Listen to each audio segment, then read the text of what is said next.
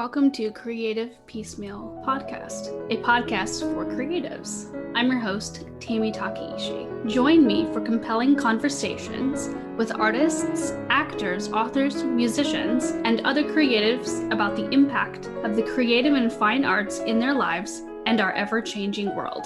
Thank you for listening.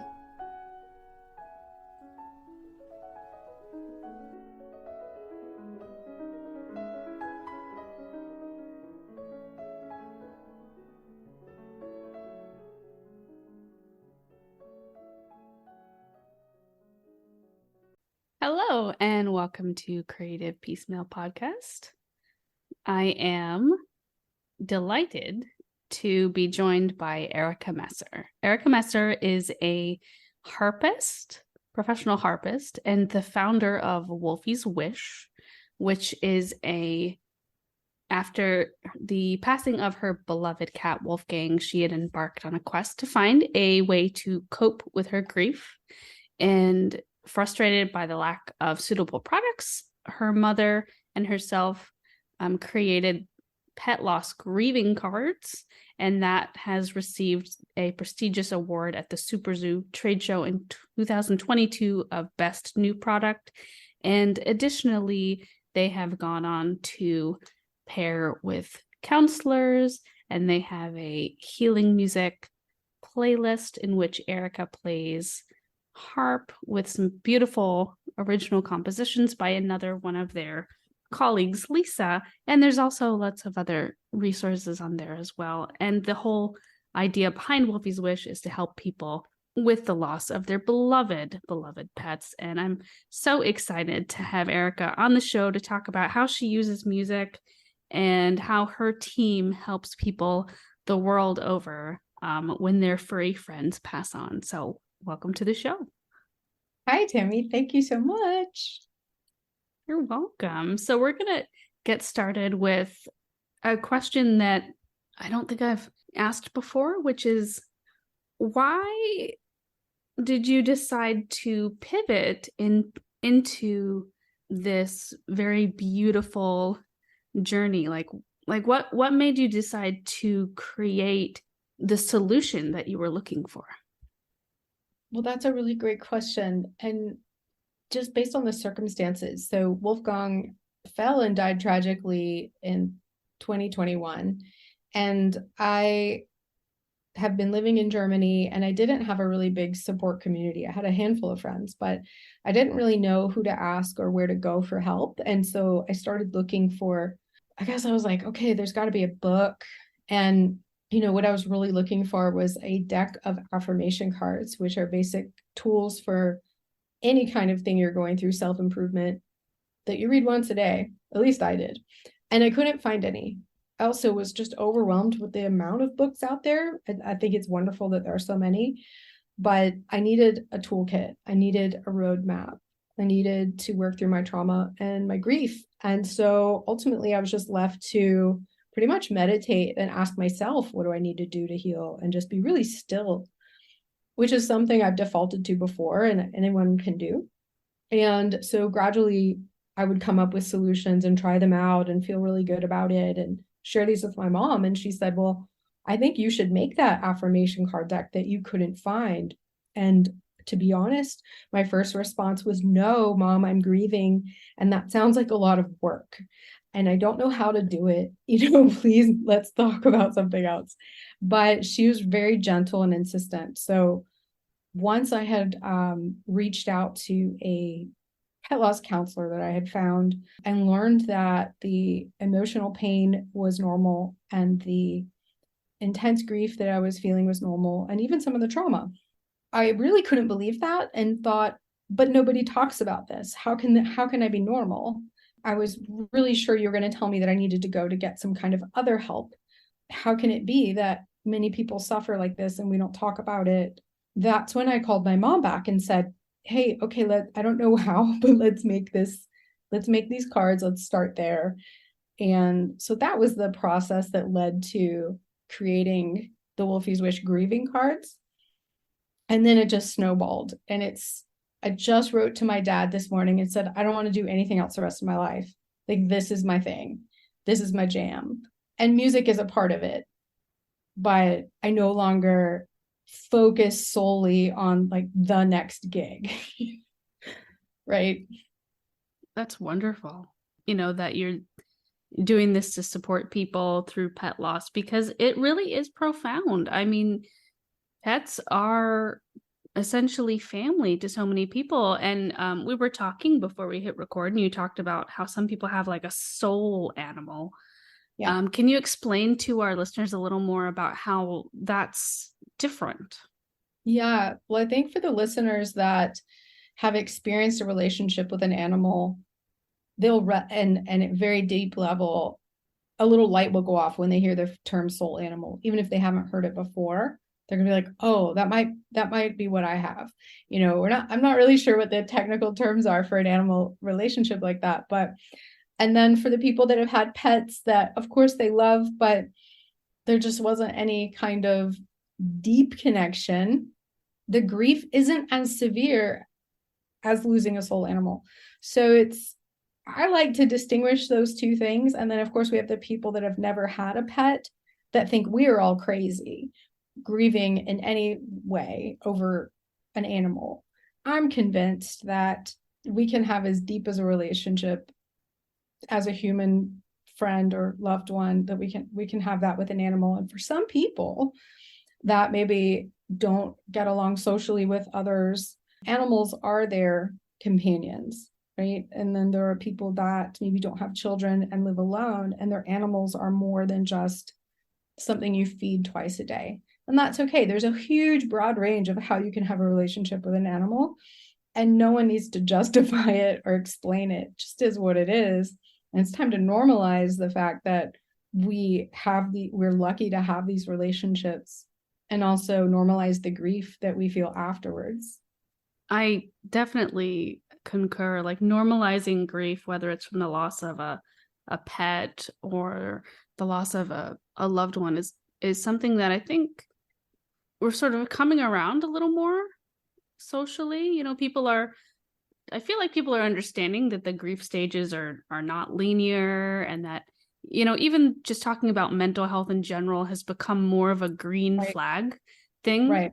Especially with the younger generations, it's such a healthy thing to see that people are normalizing saying like, hey, I see a therapist, or hey, I struggle with XYZ, or hey, I'm reading this self-help book, and it's not a shameful thing anymore. And so hopefully that will open up conversations for people to be able to grieve and feel more comfortable about the fact that, hey, you had feelings of love for a pet, and there's nothing wrong with that. Yeah, I think grieving openly and having these conversations is becoming more acceptable. I will say that my parents are terrified every time I tell them that I talked about mental illness or my mental illness, publicly. But it's time to have those conversations, because, I've been treated for ADHD since 1994, when I flunked out of classes in high school. And then I went to college early once I got treatment. Then I found out I was bipolar, and then I found out I had addiction issues.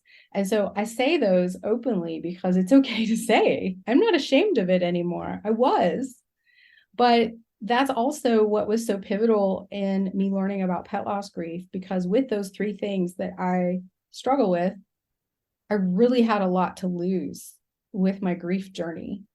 And I was very committed to carefully looking at and peeling back the layers. How do I get through this sober? How do I get through this without triggering an episode, right? How do I get through this without really losing it and losing all that I've worked so hard for? So they really go hand in hand. And I think I feel very lucky. It's so weird to say this 2 years later, but I feel really lucky that I lost Wolfgang tragically, and pushed me enough to look at solutions and look at the lessons to learn from it. And helping other people is the most rewarding thing I've ever done. And now I bring my music into that, and I have online memorial services where people can type their pet's name in the comments while I play harp music. And it's just like my creativity is finally just really blossoming and finding ways to connect with people. It's the best thing I've ever done, honestly. Yeah, and it's so great. I love being a fellow musician. I love that you're using music in that special space for people. Would you mind telling people a little bit more about how that works with your company and what you do for that? For many years, I've worked in hospitals and memory care facilities, connecting with people through music. And I had started my journey to being a clinical musician to do bedside work. During the pandemic, I stopped that and just focused on art and things that felt really good. And, we're all just trying to get through the day. But now I've come back full circle because I see, oh, there's got to be a way for me to fit this into healing through grief, because it was such a big part of my journey. I knew that music would calm me. And so, let's just call it meditation music for a generic term, binaural beats, all kinds of things I would go and seek out and what felt good. And I thought, wow, there's something to that. How can I really dial this in to help other people through grief? And then that led down a rabbit hole of, wait a minute, there's this whole industry called, for animal hospice and palliative care. Well, how can music help those animals and their owners? Like, this is really fun. Like, the more I started digging, the more I started finding. And so, right now, what I have is a music playlist on YouTube, Healing Harp Music, which also has playlists or songs from other harpists like Lisa Lynn. And then with the online memorial tribute, and I've also played live for memorial tributes, it's just giving space and holding space for people to grieve for that amount of time and really let go into the music, give themselves permission to go into their grief for that time. I've found it to be really helpful for myself, and also people are able to let go a little bit more and kind of relax a little bit more. And just that small amount is better than what it was before, right? That inch closer to healing, or seeing that their grief isn't going to kill them. Their grief isn't going to stop them from living a full life again. It's like, just gives a little bit of hope. So I really hope to really push that envelope farther to see what else can we do with music, and not just myself, but I want to seek out the people that are also passionate about this and finding solutions. I don't want to use the word treating, but helping people process grief in a clinical way. And I mentioned before you were recorded that it's really a holistic approach. There's many modalities and things that will work for people, and not everyone's the same. But this is a part of the puzzle. Music is definitely a part of the puzzle. That's excellent. And of course, your company has a variety of resources for people who want to whether help themselves or help someone they love with pet loss. So the link will be in the show notes for people to connect and find the website, find the resources, and reach out. But I'd love to dig into a little bit more of who is Erica. What is a book that you've read recently that you just couldn't put down? Oh, wow. Couldn't put down. Well, that's interesting. So I always have a new self-help book on my shelf, but I started a book club in 2020. And so everyone gets to participate in what the titles are. And Lessons in Chemistry was the last one that I read that I couldn't put down. Phenomenal book, very well written, fast paced. I think a lot of women just kind of go, yeah, and you're like rooting for Elizabeth, who's the main character. And I don't want to give away the plot, but it's available everywhere now. I have to just say, on like the self-help side, Super Attractor by Gabrielle Bernstein was calling to me. And I don't know that I couldn't put it down, but I kept digging. I was like, wow, this is really interesting. I kind of eye-opening to try on different ideas about how we go through the day. And the best part of that book, and that's also a common thread in the next book I'm reading, which is The Big Leap by Gay Hendricks, is that when we feel good and we do things that feel good, then the magic in your life can really open up to happen. And, I feel like I'm getting off topic a little bit, but as Americans, I think I'm coming out of a wave of people that thought, well, if I work really, really hard to the point where I'm almost on burnout, then I'm successful.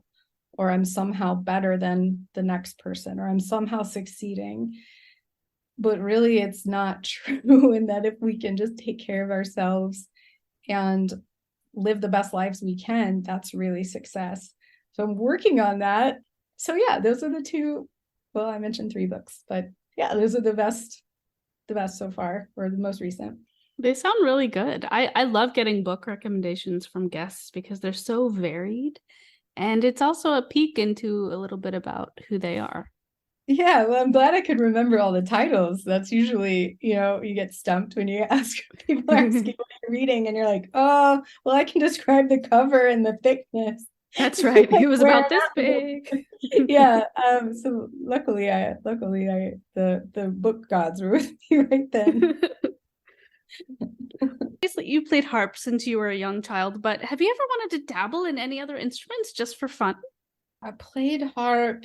Yeah, I started out on piano and I hated it. I just don't like the timbre of the piano. I don't I don't enjoy the feel of the keys. And hats off to all the pianists out there. I'm not dissing your instrument at all, but when I found the harp, I was like, this is cool. This always sounds good if it's in tune. And I just really enjoy being that close to it. The harp's on your body, and so you really feel the vibrations, and you hear the start of the tone and the end of the tone, and there's something very personal about it, and it's almost like a relationship with the harp. And so I just kind of went with that. And then in college I experimented, and all my friends that were music majors, I was like, well, what can I try that? And what's it like to play the drums and the flute and the violin? And so they had the same curiosity about my harp. We had round robin with instruments before orchestra. But I just never felt like, oh, that's really cool. There was one instrument that I picked up while I was studying abroad called, it's a zither, and it's like a harp guitar hybrid. And I was like on my way to school and I saw a sign for a zither conference, and I was like, zither, what the heck is a zither? And I walked in and here's all these concerts going on, and I just said, what is going on? And I fell in love with it, and I got a teacher and I studied it for that semester outside of school. So that was my only real dabble into something else. I mean, I took guitar in high school. Those don't really count. And I think what I realized as an adult was like, oh, the harp's really rare. I don't really know any. I mean, I know other harpists, but it's not common. So I really feel like I need to do justice and stick with this and promote it as much as I can and make it accessible to people.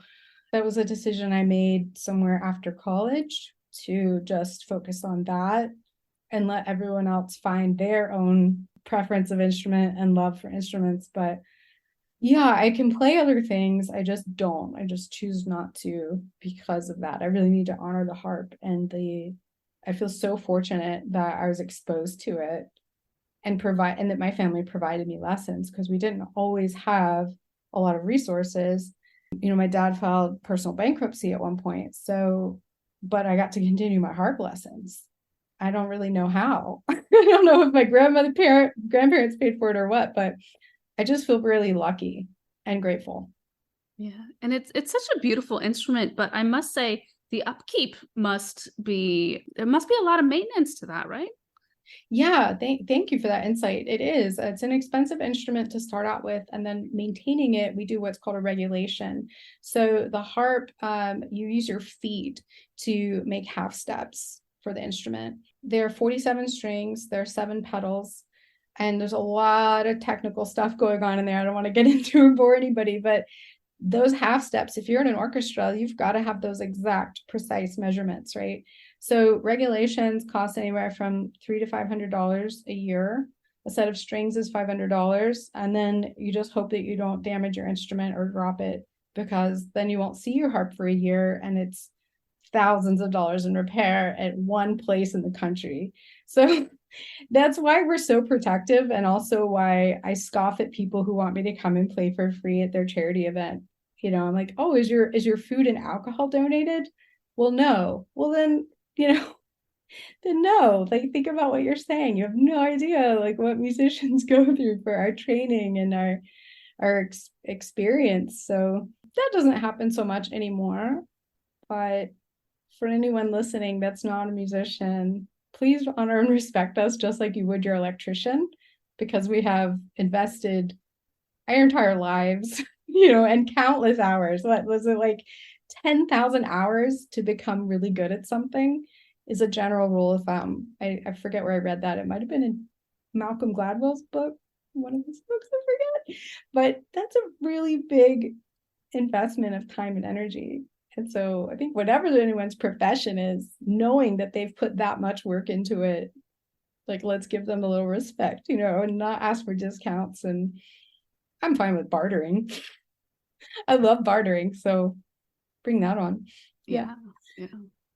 Excellent. And thank you for bringing that up about, musicians knowing their worth, because especially when it comes to taking gigs and so many musicians being freelancers, because they don't have as much of a choice, they're like, okay, sure, yeah, I can play for my half my fee. But in reality, it sort of hurts them in the end, because people don't.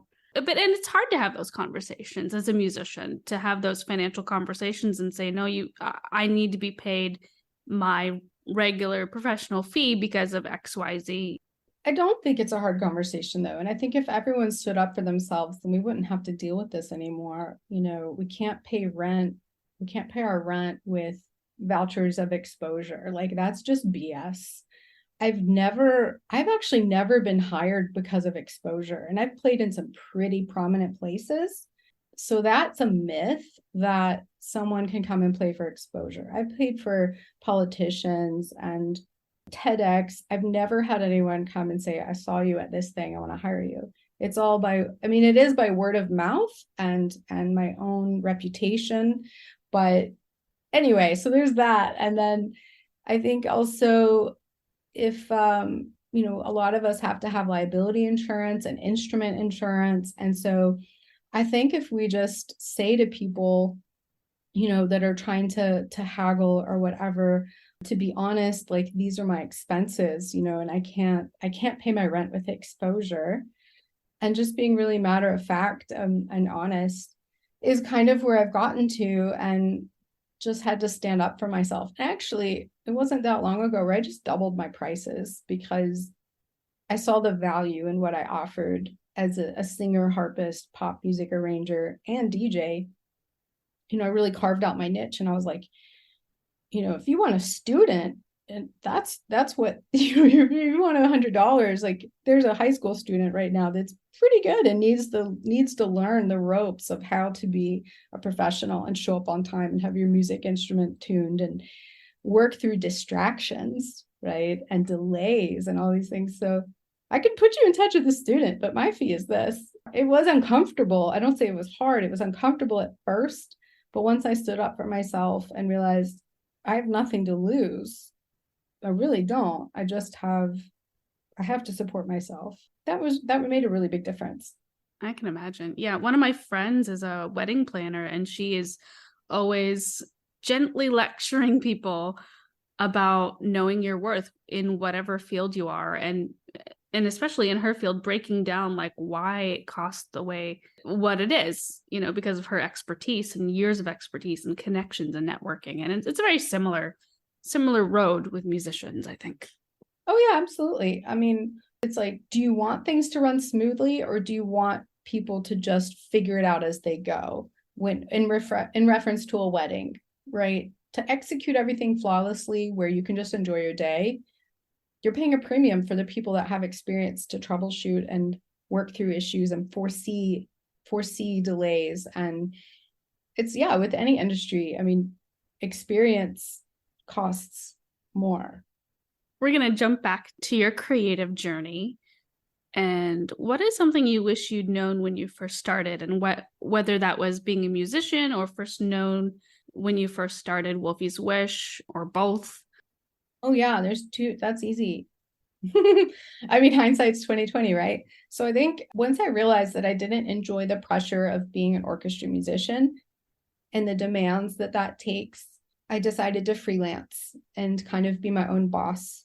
But I didn't really know how to, make contracts and what to ask for and how to prepare and have a gig checklist and ask for deposits. So I really wish there was a handbook for musicians, and I'm sure there is now, but so much of what I did, I just learned from experience. And so I think having a handbook, like if you're going to be a wedding musician, have 10 pieces memorized that you can fall back to should your music blow away or your battery die on your iPad.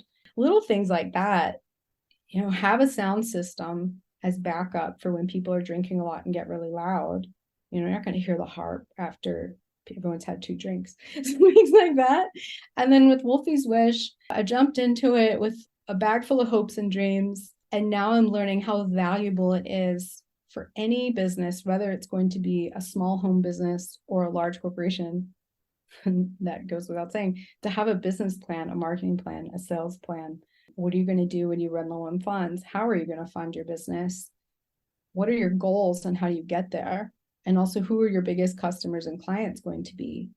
And doing that kind of market research first. I did everything backwards, absolutely everything backwards. But when I hit a roadblock, I would go to YouTube, or I would get on some forums and say, how do I solve this problem?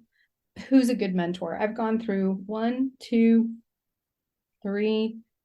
I think I'm now on like my 5th and 6th mentors that really give me the guidance and answer the questions that I need. And I think mentorship is so integral with anything you're doing. Someone that will tell you the truth, even if it hurts, someone that will listen to your ideas and help you stay focused. So I think having a real solid plan before you jump into something is probably good for most people. I'm really lucky that I was able to kind of skate through that, and I'm still navigating it. I actually just decided today to sell another harp so that I can have a marketing budget. And I'm lucky enough to have acquired enough harps over the years that I can sort of like peel one off here and there. And that was part of my business, was I would acquire harps that were, used and people were just not playing or inherited it or upgraded. And then I would rent them out. So, that was something I had to figure out too along the way, was like, how do I sustain myself during the slow months? January and February, there are no weddings and no corporate events. There are lessons, but as a freelancer, you're constantly shuffling and looking at, how do I sustain this?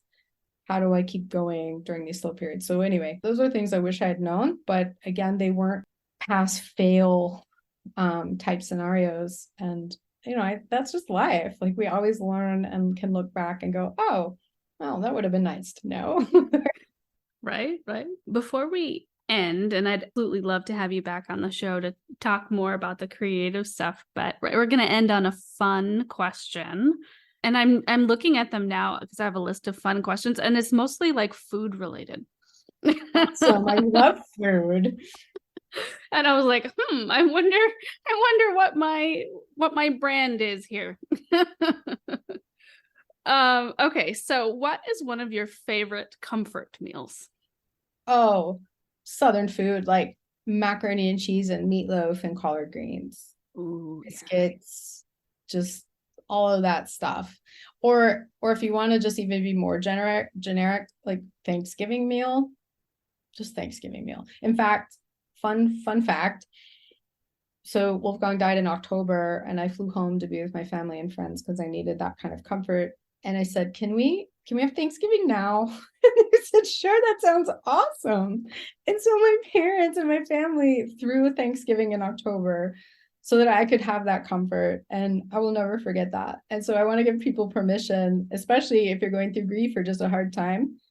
What unconventional things can you do, and what rules can you break to give yourself comfort and provide that?